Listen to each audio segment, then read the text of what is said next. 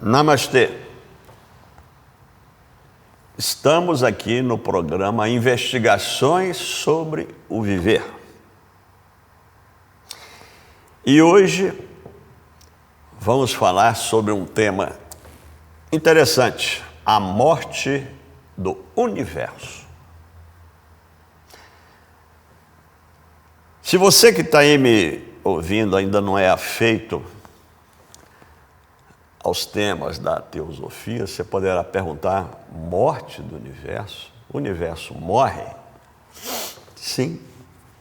O universo, como tudo que existe, e obedece a essa lei de vida, morte e renascimento. Nem o universo foge dessa lei. Então hoje vamos falar sobre esse assunto, a morte do universo. E quando terminar essa conversa, eu chamo sempre de conversa, ao final, você estará conhecendo, segundo o ponto de vista da teosofia, esse período em que o universo, deixando de existir, ele entra na sua fase de morte ou sono. Por que sono? Porque esse conceito de morte como um fim absoluto é cristão. É aqui do Ocidente e é cristão. Mas nem de todas as religiões cristãs, porque, por exemplo, o Espiritismo advoga essa ideia. Então, também vocês vão... Eu vou falar aqui de sono também, como se o universo dormisse. Mas é praticamente uma morte, porque o universo, quando renasce, ele não renasce o mesmo como tudo que existe. E para que você conheça, chegue nesse ponto, conheça esse processo, nós vamos ajudá-lo, nós vamos percorrer este caminho. Nós vamos começar pelo tema em si propriamente dito. Vamos falar sobre o universo morre. Vamos partir já da morte, o universo morre. E aí? Depois, continuaremos, falaremos o que ocorre com o tempo, nesse período, tempo, o nosso tempo. Depois falaremos de que na morte do universo termina o pensamento divino. A teosofia defende a tese que durante a vida do universo o pensamento divino está sempre presente, agindo. E na morte? Vamos falar então, o pensamento divino acaba. Depois falaremos também de uma outra lei que age durante a vida do universo, que é a lei de causa e efeito. Cada causa tem um efeito e cada efeito está preso a uma causa. A lei de causa e efeito na morte do universo deixa de agir naturalmente, né? Em seguida após isso falaremos que na morte do universo só resta a causa primeira, a origem de tudo que existe. Só ela vai restar. O resto tudo desaparece. E fecharemos falando sobre a alma do universo. Alma, né? Tudo. Que a alma do universo não morre, ela torna-se e manifesta. Combinado? Esse é o caminho que nós vamos percorrer para que você conheça esse processo da morte do universo. Muito bem. Colocado isso, comecemos, pois. Vamos falar, o universo morre. Bom, a teosofia, ela abordando esses assuntos que são transcendentais, ela parte de um livro, ela está toda baseada em um livro original, que pode ser chamado, é um livro secreto, um livro místico, é o livro do Kyuté. Vocês verão que a linguagem do livro do Kyuté é uma linguagem praticamente incompreensível ao nosso nível.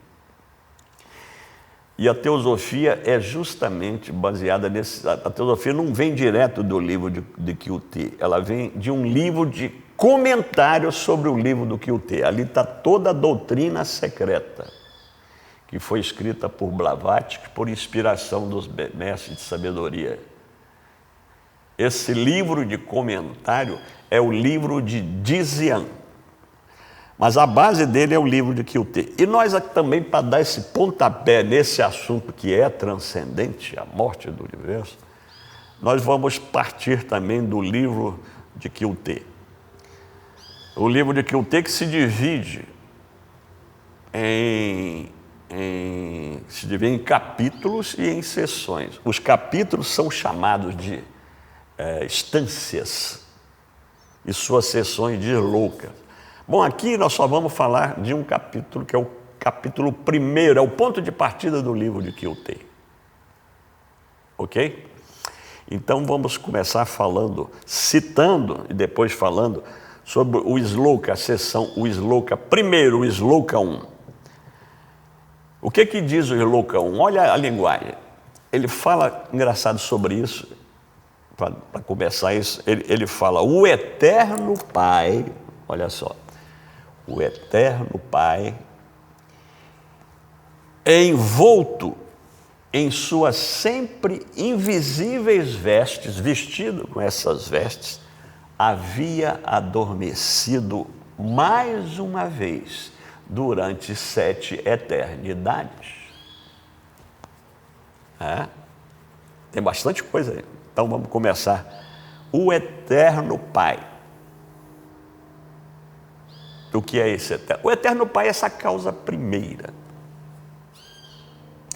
Mas que aqui especificamente é o espaço vazio. Porque o que é que acontece com esse espaço quando morre o universo? Ele fica vazio de qualquer ser, de qualquer corpo. Então esse Eterno Pai é essa causa primeira. E é esse espaço que voltou a ficar praticamente vazio.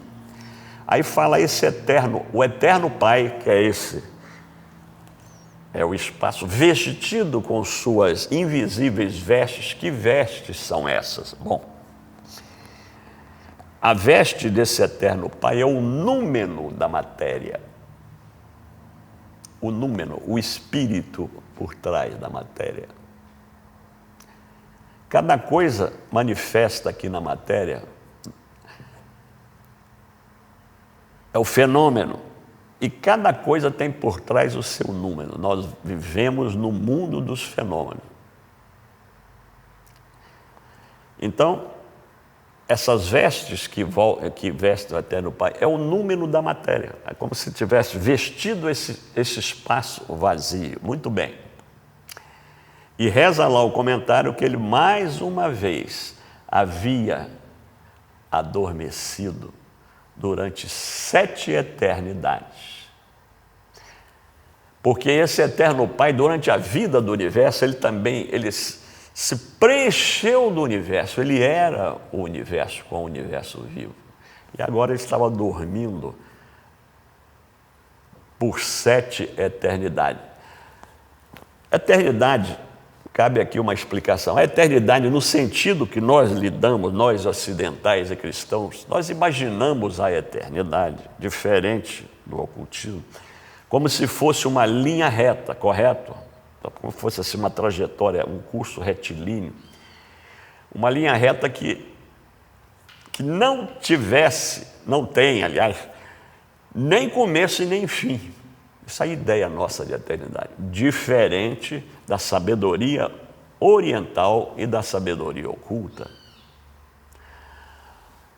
onde o curso da duração eterna, ou da vida e da morte, não é uma linha reta, mas é um círculo, de forma que a vida do universo é traduzida por um grande círculo. E essa eternidade é um grande círculo, então. Então, a morte do universo, segundo esse Sloka, dura 7 eternidades. Porque termina um ciclo e começa outro. Termina um ciclo e começa outro. Para se ter uma ideia dessa eternidade, 7 eternidades. Bom, vamos recorrer aos Vedas e ao Brahmanismo da Índia. Os Brahmanes,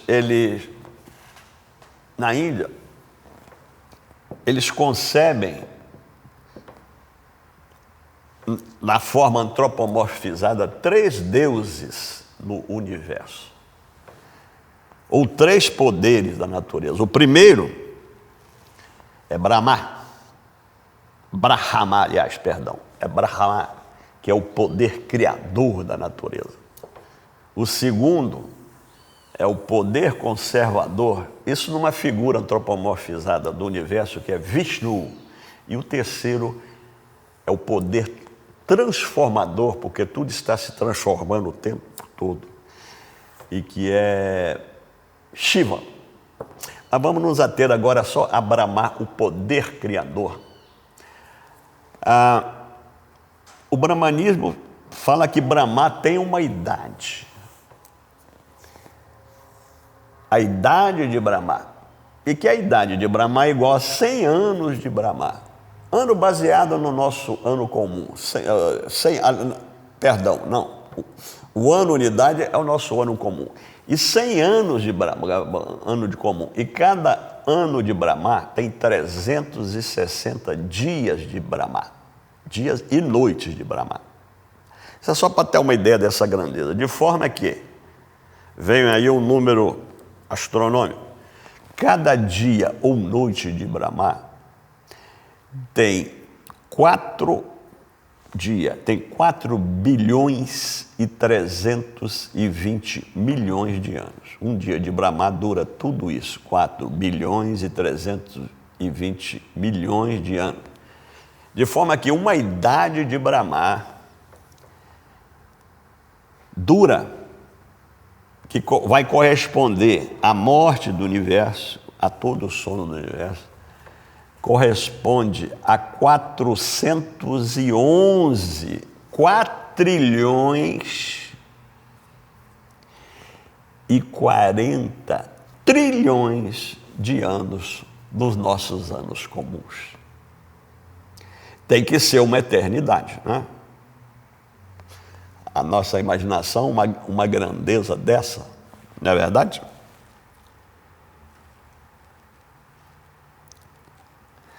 Muito bem. Na morte do universo, uma das coisas que caracteriza a vida do universo é o tempo, né? Nós estamos aqui e nós temos essa ideia do tempo, essa ideia de antes, depois, amanhã, ontem, o mês que vem, o ano que vem, tá? O que acontece com isso na morte do universo? Então vamos ao nosso próximo assunto agora. Nós vamos falar agora, então vamos falar o que ocorre com o tempo na morte do universo. E de novo vamos abordar isso aí, vamos recorrer a outro sloka do livro do Kyotê, o segundo, para começarmos a falar a partir daí. O que diz o sloka? Diz lá o texto do sloka. O tempo na morte do universo, durante a morte do universo, o tempo não existe. Porque ele jaz no seio infinito da criação, da duração.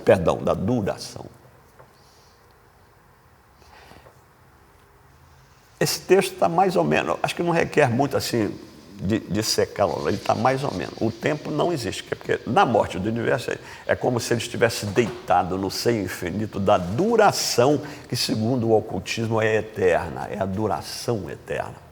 E a duração eterna é caracterizado por períodos de vida, eu vou colocar assim, de vida e morte do universo. Ele morre, renasce, morre, renasce, morre. E assim ele avança com tudo a bordo pela duração eterna. Vamos falar do tempo. O que é que você acha que é o tempo?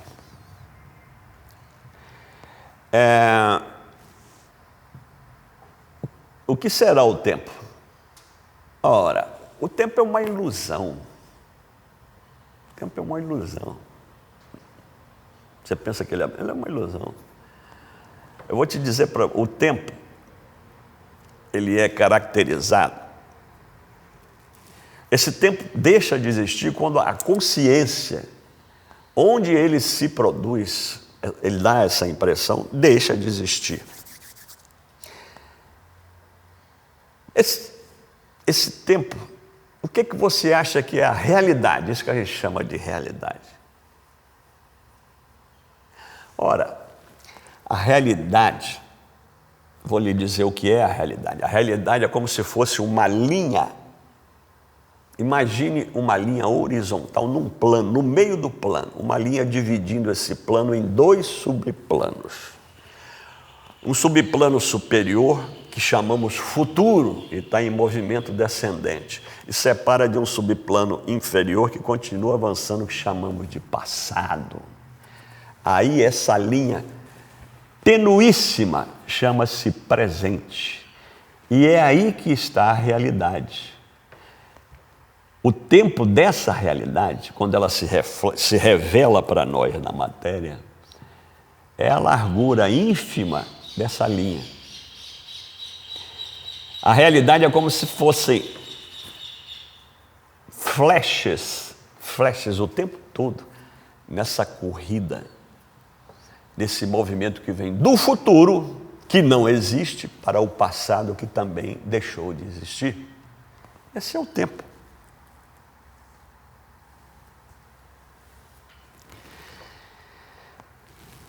E outra revelação para você, você sabe que nada que esteja aqui na superfície da Terra permanece no mesmo estado atual por mais de 1 bilionésimo de segundo. Nada é permanente. Nada existe de forma permanente. Está em constante transformação e mudança. Eu, você, tudo. Sabia disso?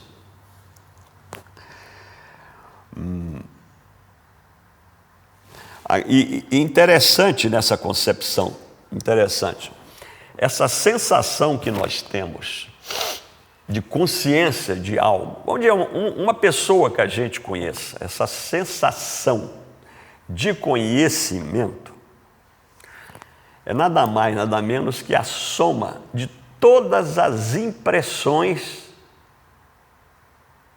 dessa pessoa, dessa coisa, existente na nossa memória, a soma de todas elas. E o conhecimento que eu terei desta pessoa na vida será desde o momento em que ela entrou no meu campo de impressão, no meu campo de percepção, até o momento que ela deixa, ou pela morte, ou ela se afasta de mim. Essa é a consciência.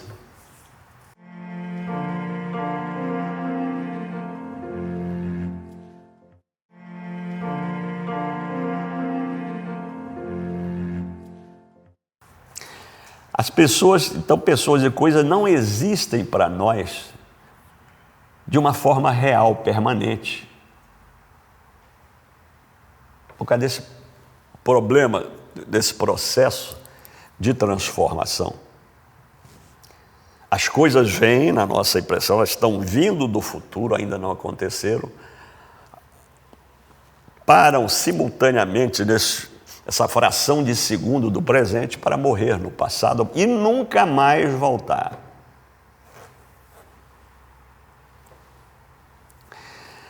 Muito bem.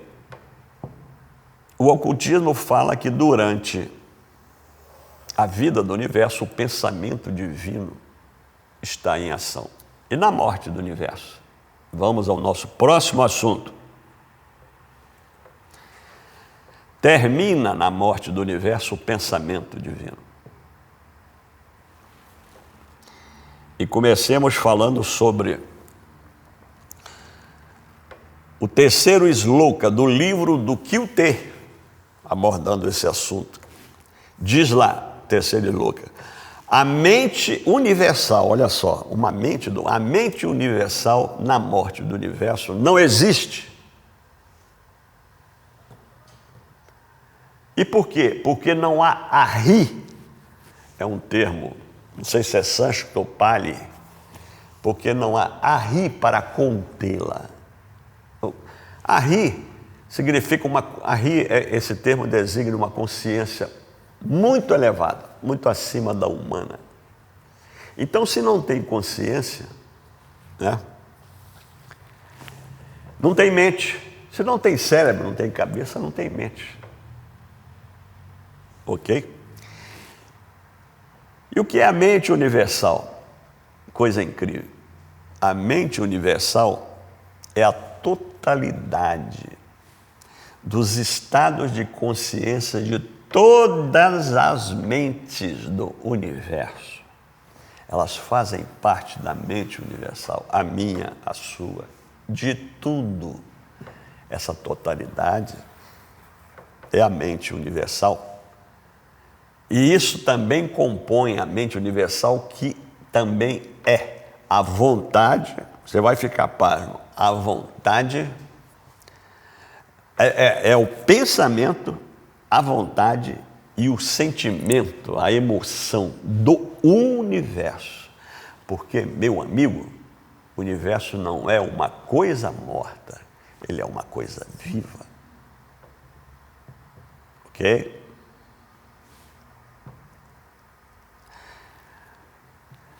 Agora, esse pensamento citado aí da mente, durante a morte do universo, ele para. Ele é suspenso durante o período da morte do universo. Período esse que tem um nome em sânscrito de pralaya, chama-se pralaya na teosofia. E o período de vida de um universo chama-se manvantara ou manvantara. Então, durante o pralaya, que é o período da morte do universo, essa mente deixa de existir. Por quê? Porque o órgão, digamos, o cérebro que a conteria, que seria essa mente universal, também deixa de existir. E podemos chamar também como o ego do universo, a totalidade. O ego deixa de existir. Aí cessa a mente, cessa o pensamento. É lógico, né? Cessa a ação do pensamento. Agora, uma coisa interessante na manifestação do universo. Um número, o que é um número? Um número é um espírito, é a essência de todas as coisas. Um número é uma lei da manifestação. Um número ou essência só pode existir, vir a existir, se houver um corpo material para que ele se expresse, ele se manifeste. Ele só faz isso através da matéria. E esse corpo material é todo, no caso do universo como um todo, é o ego universal. Ok? Muito bom.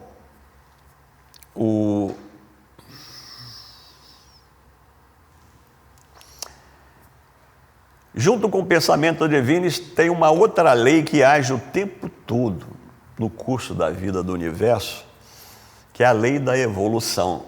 Tudo é movimento e evolui, é mandatório. E o que acontece com a lei da evolução na morte do universo? Ela cessa de funcionar, cessa, ela é suspensa.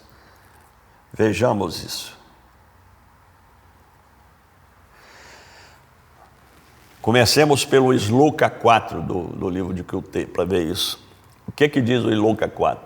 Ele fala o seguinte, também numa linguagem emblemática, na morte do universo, os 7 caminhos da felicidade não existem, deixam de existir. Eles existem só durante a vida do universo. E também as grandes causas da desgraça também deixam de existir, param de existir, porque não há ninguém para produzir essas causas. E ninguém para ser por elas aprisionado.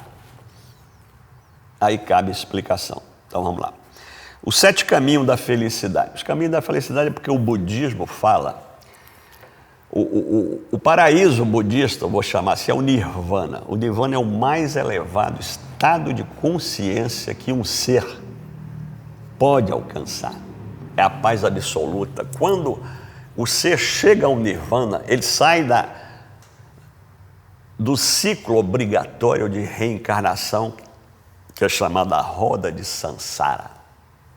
É uma longa trajetória. E para se chegar ao nirvana, que é a felicidade, segundo o budismo, existem 7 caminhos. 7 caminhos que vão sendo trilhados em escala ascendente,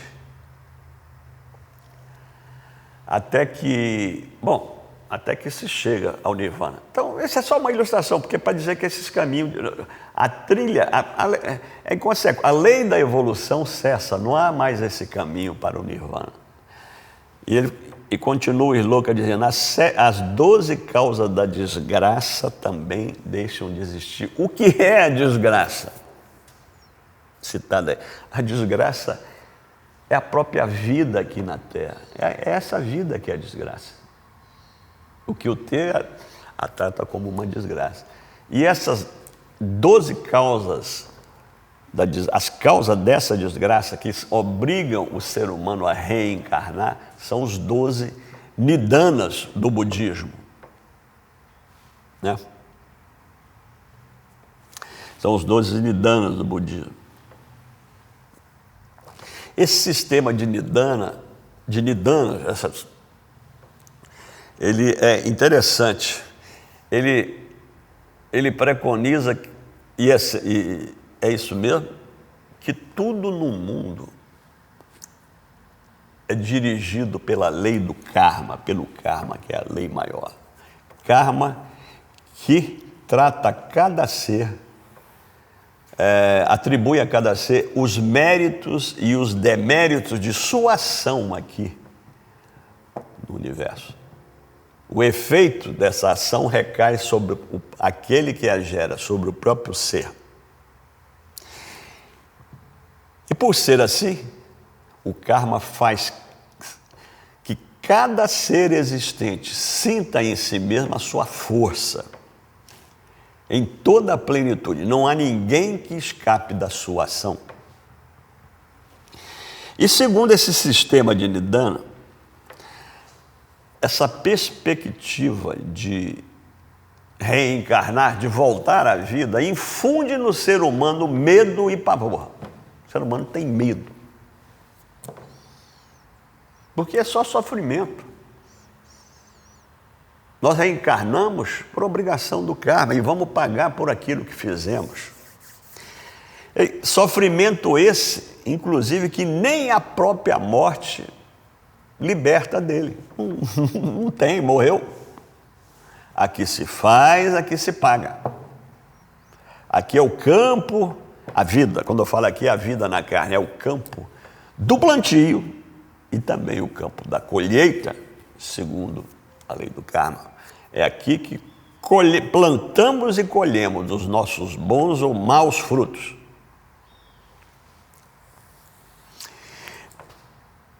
E outra coisa também característica desse sistema é Maya. São 2 coisas fundamentais, inerentes a tudo do universo. Uma é a lei do karma, que dirige tudo, e outra é Maya, que é a ilusão, a grande ilusão de existir. A vida não passa de uma grande ilusão por causa daquilo, porque nada tem duração real. Eu falei lá atrás para você, lembra-se? Que nada permanece. É permanente por mais de 1 bilionésimo de segundo, muda de estado. Então, tudo é uma ilusão. Está surpreso? Tudo é uma ilusão.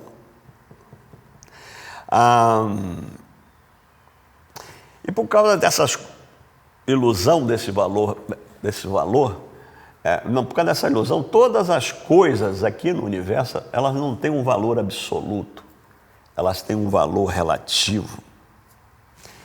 E a aparência que essas coisas, com que essas coisas se apresentam, veja bem, toda essa coisa, o número é a essência dessa coisa. O número, sim, o número é a realidade, mas a sua manifestação fenomênica é a aparência. E a forma de perceber a realidade, entre aspas, o que é essa realidade, é quanto mais essa coisa for percebida mais próximo do seu número, maior é essa realidade. Mas isso está muito longe, porque depende da capacidade de discernimento e cognição do observador, daquele que observa o fenômeno. Então, essa aparência das coisas serem percebidas, ela depende do observador e estão ligadas à evolução espiritual dessa consciência que percebe.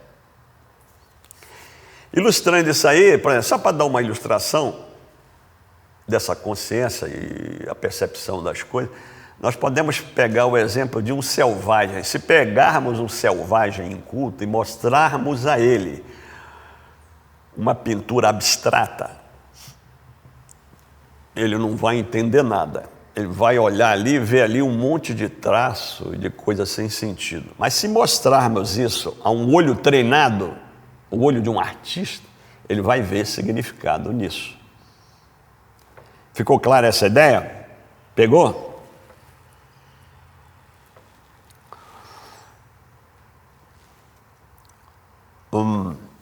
A vida que se espraia pelo espaço durante o período, durante o Manvantara, uma coisa interessante. Esse ambiente da vida aqui, nós só conhecemos, digamos assim, um compartimento dele, que é o plano físico. É onde os nossos sentidos físicos dominam. Mas existem, digamos assim, no plano da vida, do universo, existem 4 planos. Tem o físico e tem outros planos mais sutis e mais elevados em vibração. A vida que se espraia pelo espaço durante o período, durante o Manvantara, uma coisa interessante. Esse ambiente da vida aqui, nós só conhecemos, digamos assim, um compartimento dele, que é o plano físico. É onde os nossos sentidos físicos dominam.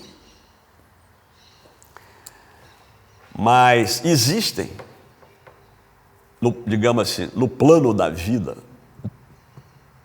do universo, existem 4 planos. Tem o físico e tem outros planos mais sutis e mais elevados em vibração, que nós não percebemos, outros 3. E a vida se espraia por todos esses planos, a vida. E a evolução espiritual justamente vai fazendo com que essa consciência vá percebendo cada vez mais a extensão desses planos, o físico e os outros. Isso pode ser comparado A evolução da consciência pode ser comparada como um quarto inteiramente fechado. A luz do sol está brilhando lá fora, mas amanheceu, se for ver à noite, o quarto está todo fechado, cortinas puxadas. Aí abre-se a janela e começa a se abrir lentamente a cortina. À medida que o primeiro raio de sol vai entrando, e nós estamos lá no quarto, esteja lá no quarto, à medida que o raio de sol vai entrando, ele começa a revelar coisas que antes quem está ali não percebia, verdade? E à medida que a luz vai aumentando, mais coisas vão aparecendo. Isso é o caminho da consciência a evolução espiritual. Dá uma ideia de como ela é.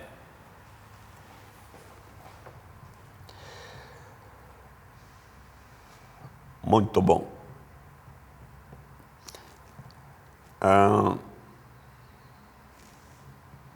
Uma outra lei, uma lei que está presente é a lei de causa e efeito. Nós falamos dessa aí da lei da evolução, né? A lei de causa e efeito. O que acontece com ela? Na morte do universo, ela deixa de agir. Sua ação cessa, claro. Acaba tudo, né? Então, vamos falar sobre essa inação da lei de causa e efeito a partir do Sloka número 7 agora. O que diz o Sloka? Ele fala lá: as causas da existência na morte do universo estão eliminadas, deixaram de existir. As causas da existência nós vimos, são os nidanas, não tem mais quem a gere, deixam de existir. O visível que foi, que era o universo, e o invisível que é, agora não tem mais nada, é tudo invisível, nada se enxerga. Agora, na morte do universo, repousam no eterno não ser, que, aliás, é o único ser. Bonito, né? Isso é até poético, né? Agora, falando dessas causas, tudo que existe obedece a essa esteira de causa e efeito. O fenômeno, quando nós o percebemos perto, ele é um efeito. Para nós, ele está chegando, mas ele é consequência de uma causa atrás. E podemos ir desfiando isso infinitamente, né? Agora, se formos nisso, a gente, quando vai nesse caminho de causa e efeito, nós vamos até chegar num limite e daí passar para o mundo subjetivo, o mundo metafísico que a ciência não admite, que está conectado com o nosso o tempo todo. E tudo começa lá.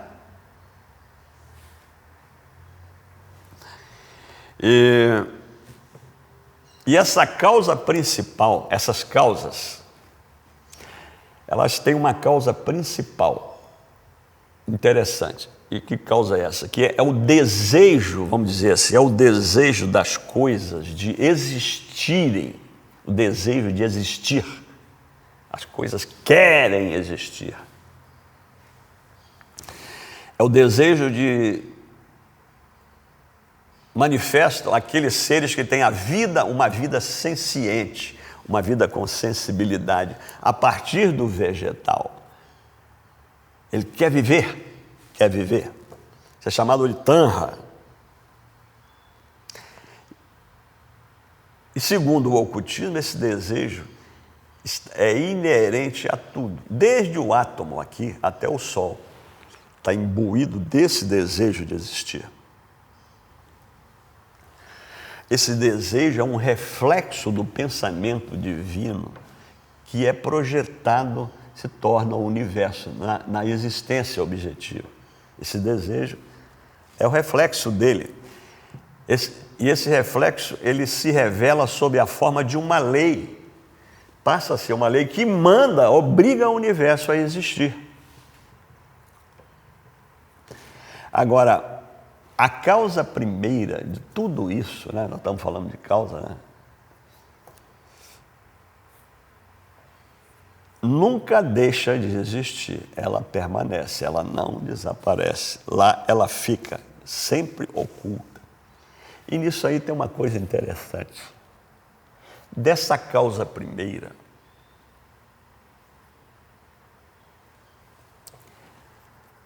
vem emanações,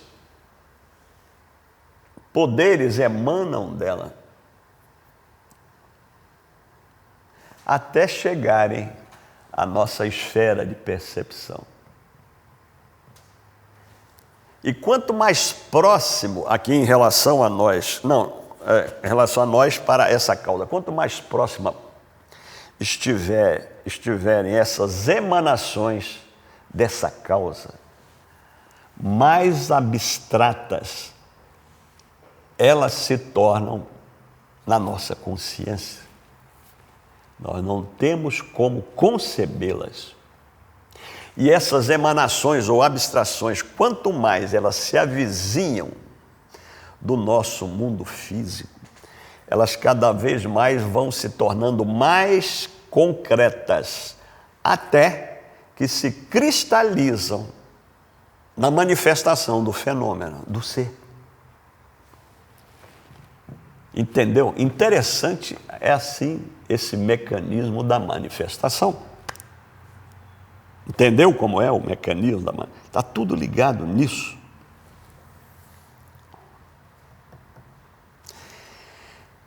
Todos esses poderes, essas emanações, eles ao longo do tempo da vida humana, eles têm sido antropomorfizados. São dados a eles qualidades assim humanas, como deuses, os deuses poderosos dão poder, qualidade humana, deuses, como Deus e deuses.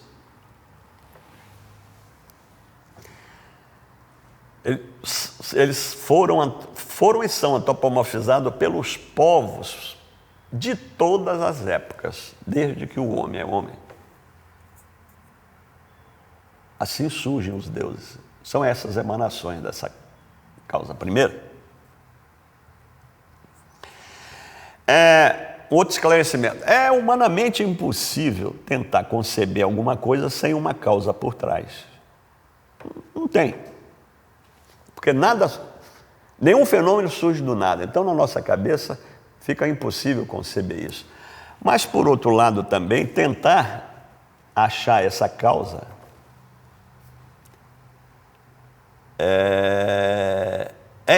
é também impossível. Porque vai chegar num ponto que não há mais, é impossível, não tem mais continuidade para a nossa consciência.